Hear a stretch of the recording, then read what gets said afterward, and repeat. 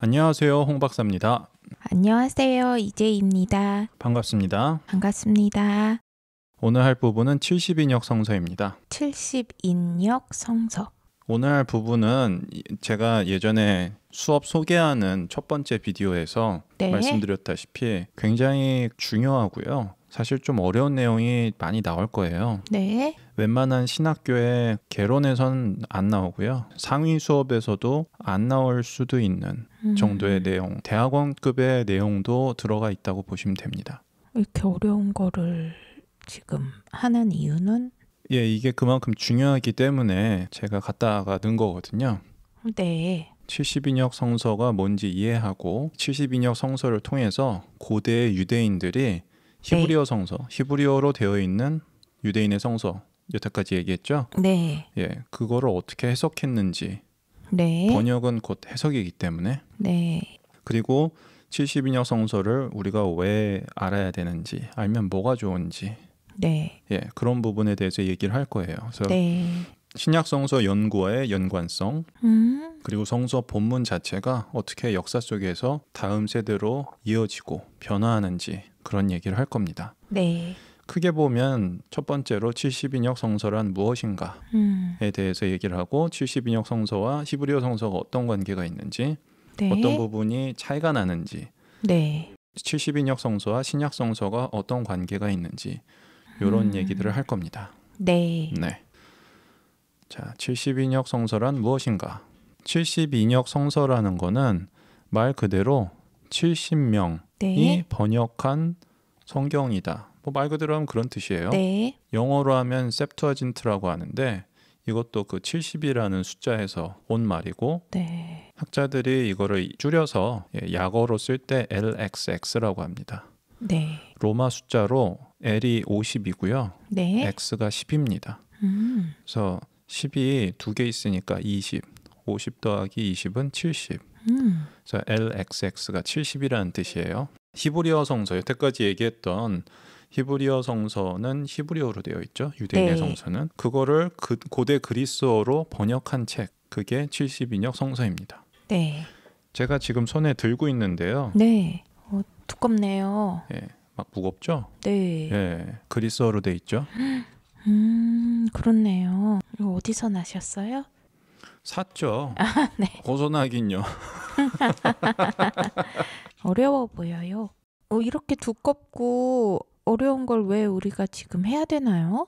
제가 그 말씀드린 이 수업의 구성, 네. 거기 보시면은 고대 유대인들이 성서를 어떻게 해석했는지 그런 네. 얘기 있었죠.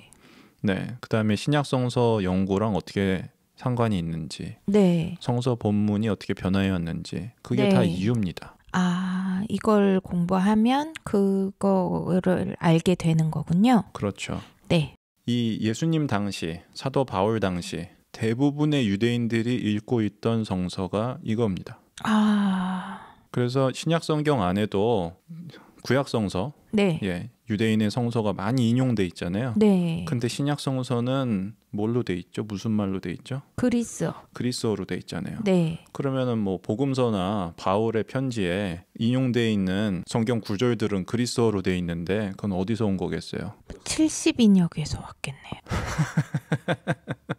그걸 쓴 사람들이 히브리어로 읽고서 자기가 번역을 했을 수도 있고, 아니면 이미 번역되어 있는 게 있을 수도 있고, 이 70인역 성서를 공부해야 하는 이유 중에 하나가 네. 바로 신약 성서 연구와의 연관성이었죠. 네. 그래서 우리가 앞으로 여러 가지 예를 볼 거예요. 네. 어떻게 신약 성서 안에 인용된 이 구약 성서, 히브리어 성서가 이 사실은 70인역 성서에서 온 건지. 그래서 어려운 내용이지만 저와 함께 같이 잘 네. 지나가 보셨으면 좋겠습니다. 네. 이 얘기를 하려면 사실 알렉산드로스 대왕과 헬레니즘이라는 이야기를 해야 해요. 네. 알렉산드로스 대왕은 마케도니아의 왕이었고요. 알렉산더 대왕.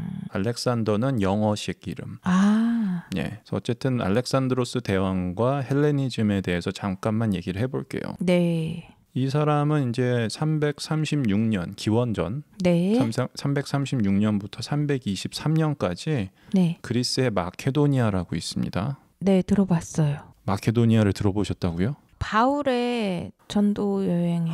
네, 맞습니다. 네. 대단하시네요. 네.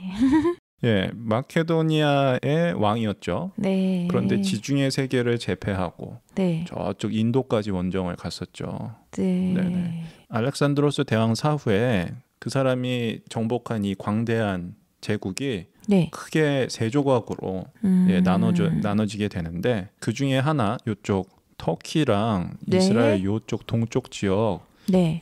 이쪽을 결국 다 먹게 된 게 셀레우코스 왕국입니다. 그리고 이집트 쪽, 여기가 이집트죠. 네. 예, 이집트 쪽이 이제 프톨레마이오스 왕국 이렇게 되겠습니다. 그래서 이때부터 이집트의 지배층은 네. 그리스 사람들이 되는 거죠. 네. 네. 알렉산드로스 대왕이 지중해 세계를 정복하면서 네. 알렉산드로스 대왕이 지중해 세계를 하나로 묶었다. 네. 이렇게 보실 수 있어요. 지역마다 자기 언어는 있겠지만 공통의 언어가 지금 그리스어가 된 거죠. 알렉산드로스 대왕 이후에. 네. 그 단지 언어의 문제가 아니라 어떤 건축 양식이라든지 뭐 도시를 짓는 방식, 도시 구조 이런 것들이 그리스화 되는 거죠. 그게 헬레니즘입니다. 네. 옛날에 그 세계사 시간에 네. 보시면은 막 비단길, 실크로드에 네. 무슨 불상이 막 그리스 스타일로 막 네네네네. 뭐 그런 거, 예, 그게 다 헬레니즘인 거죠. 그리스화 되는 거예요. 미술뿐 아니라 생활 전반적으로. 그래서 이집트의 박물관 같은 데도 가보시면은 이 헬레니즘 시대 이후에는 고대 유물들 같은 것도 보면 조각 이런 것도 양식이 바뀌죠. 그리스식으로.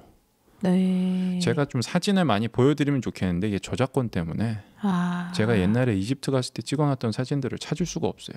네. 근데 뭐 인터넷에서 네. 헬레니즘 사진 뭐 이런 식으로 검색하시면은 아주 많이 있을 겁니다. 네. 다른 한편 이스라엘에만 유대인들이 살고 있었던 게 아니라 지중해 전역의 사람들이 다 퍼져서 살고 있었어요. 네. 여기에만 살고 있는 게 아니고. 네. 기원전 586년에 네. 바빌론 포로 끌려갔다 그랬죠. 네. 그때부터도 그렇고 여러 가지 다른 이유로 자연재해라든지 뭐 흉년이 들었다든지 아니면 그냥 사업을 하러 간다든지 아니면 친척이 이미 다른 도시에 저 멀리 이집트에 살고 있을 수도 있고 로마에 살고 있을 수도 있고 그래서 지중해 전역에 유대인들이 쫙 퍼져서 살고 있었어요. 수세기 동안. 네. 그래서 어떤 자료에 따르면은 1세기 중반 정도 되면은 이 유대인들이 한 총 800만 명 정도 있었는데 네. 그 중에서 대부분이 이스라엘 바깥에 살고 있었다. 여기 지중해 지역 전반에 쫙 퍼져가지고. 또 어떤 다른 학문적인 자료에 보면은 그 한 500만 명 정도가 네. 그런 유대인 디아스포라라고 하거든요. 네. 이스라엘 땅 바깥에 살고 있는 유대인들.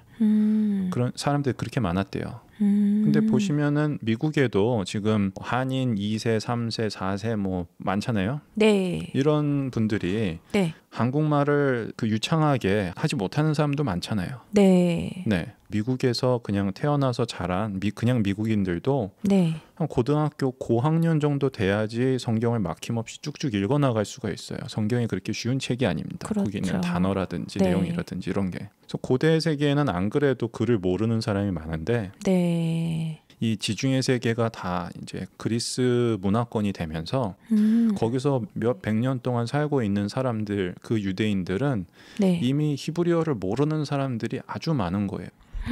네. 그래서 그리스어 성경이 필요하게 된 상황이 되는 거죠.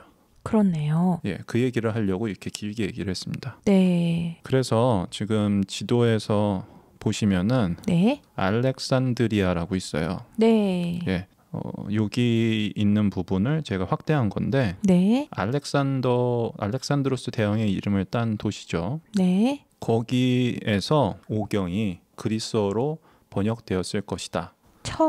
처음으로. 네. 네네. 그리스어로 번역되었을 것이다. 학자들이 그렇게 얘기를 하고 있습니다. 네.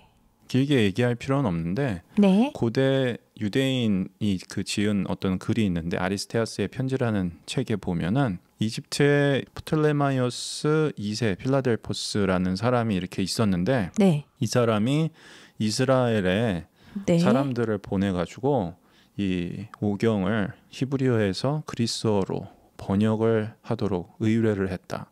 근데 12지파에서 6명씩 해가지고 12 곱하기 6 하면 72잖아요. 네. 그래서 72명의 번역자들이 예루살렘에서 와서 번역을 했다. 뭐 이런 전설적인 이야기가 들어가 있는 글이에요.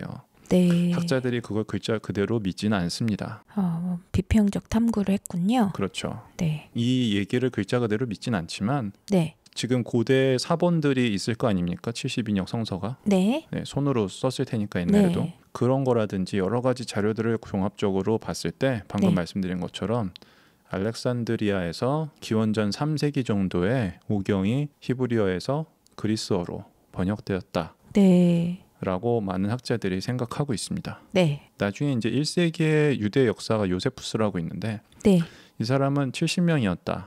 뭐 이런 얘기도 하는데 이 언제부터 어떻게 정확하게 70인역으로 불리게 됐는지는 좀 분명하지 않은데 몇 명이 했는지는 그렇게 중요한 얘기가 아니에요. 나중에 그 구체적인 내용을 보시면 알겠지만 네. 예, 이게 되게 복잡하거든요. 네. 그래서 이렇게 넘어가도록 하겠습니다. 네. 그래서 지금 시간이 이렇게 벌써 됐는데 네. 여기서 잠깐 쉬고 네. 70인역 성서가 히브리어로 되어 있는 히브리어 성경 네. 우리 타나크 얘기할 때 봤었죠? 네. 예, 그거랑 어떻게 다른지 그런 얘기를 다음 비디오에서 해봤으면 좋겠습니다. 네. 감사합니다. 감사합니다.